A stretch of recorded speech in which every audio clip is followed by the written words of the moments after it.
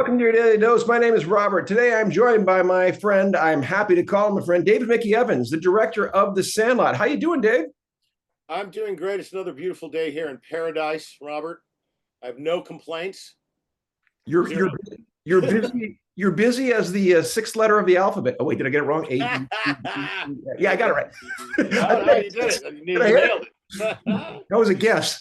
Um, Yeah, no, that you nailed it. No, yeah, this is oh wait. I promise it's there. I can't show you, but it's uh super secret and it involves the Sandlot Oh, and uh animation. you just about gave up a super secret to me. You know how happy that makes me. Thank you for always giving that up. I know. I trust you. You know, you can't say anything yet. It's just between me and you and your I was gonna viewers say now. either that or you think I have a really small viewership and it won't matter. No, no, no. Yes, this is safe. No, no, Who no. watches this? Yeah, no, not at all. Not at all. Yeah, no, So it's awesome.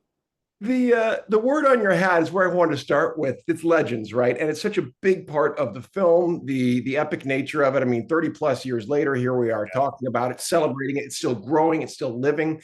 What makes the Sandlot legendary? Wow, man. You know, I think I first of all, anybody that watches that movie, I think there's three things. You either were one of those kids, you knew one of those kids, and you probably wanted to be one of those kids. And I think those three little angles is why people identify with the movie so much. You know, Yeah. I got really lucky because a lot of it's iconographic and a lot of it's, symbolism and, with regards to the nostalgia, all that sort of thing. And it was a simpler time. Yeah. When I mean, you probably grew up.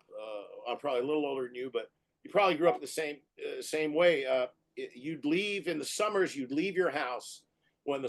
the street lights went out, Right. Right. and you'd come back the minute they came on. Yeah. That was it. Yeah. You were gone. I mean, we when we were kids, we would take buses 25 miles. You're talking an 8 and a 7-year old, Yeah. whatever, and play ball all day, ride your bike. You get on your bike and we would ride from the San Fernando Valley when we were 10 or 11 to Santa Monica, Yeah. okay, which is like 30 miles, down Sepulveda and stuff. But we Yeah. did it. It's what you did. So you were kind of in charge of yourself a whole lot more these days. Yeah. Those days. And as such, you got into a lot of trouble. You had a whole lot of fun. And the guys, the people, the kids that were your friends, what is it? It says at the end of the Stephen King story, The Stand, Yeah. not The Stand, The Body, which Oh, became Rob Stand Reiner's by Me. Stand By Me. Yeah. At the end, he says, I never had friends again Yeah. like that, like I did when I was 12. Does Who anyone, does? right? Does anyone? That's it. I think Yeah. that's where it lives and breathes. And Yeah. then, of course, you got a great big dog, a bunch of kids. And, the other thing is, the entire thing is from their point of view. The whole movie is from the kids' point of view. So what they're seeing, excuse me, it's nostalgic in a sense for us because, oh, look, that dog that they saw grab that ball, well, that was a big puppet. Well, we all know it's a puppet, but it doesn't matter. It's supposed to be a puppet because that's what they see. That's what Ray Harryhausen was their touchstone for special effects, right? Yeah. Uh, and people I think respond to that because, I, I don't know if this is true all the time, but I find it in life and in filmmaking, storytelling is simple is almost always better. Yeah. Almost always. You hit big things, legend, nostalgia, and forever, right? Yeah. I mean, the other one that came up just when you were talking, I never thought about it quite this way, but you're clearly a Stephen King fan, as am I. And, when you positioned it that way against Stand By Me, one of my favorites, which I can see elements of that in this film too. There's something about freedom, which plays to my all-time Stephen King, The Shawshank Redemption. Oh my God. That you've got freedom in this film, and you mentioned freedom in your bus rides, and I mean, freedom really, it is a theme in this film, isn't it? The freedom of that summer. 100%. I mean, you were in charge of yourself. You Yeah, know, it was the days in which you were in charge of yourself. I mean, my kids grew up, that way a little bit, but there was a whole lot more, play dates. right. They didn't Yeah. leave the house and go, I guess they'll be back at 7 p.m. No, and we lived in a really nice area, but you just didn't do that.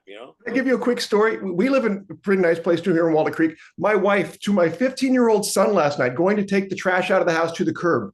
Go with him. I'm like, are you kidding me? Oh, My 15-year-old son, varsity tennis player, this is big strapping man. to take the garbage to the curb. Robert, dude, that's mom stuff. I know. It's mom stuff, dude. We got to respect it. With Mother's Day You have coming, to respect it. respect. I don't question it. I'm going to hold it there because that's our first 5 minutes. It flew by. We're going to come back with another episode because I want to talk more about what's coming up with Yes. the Sandlot, something pretty legendary. So see you in a minute.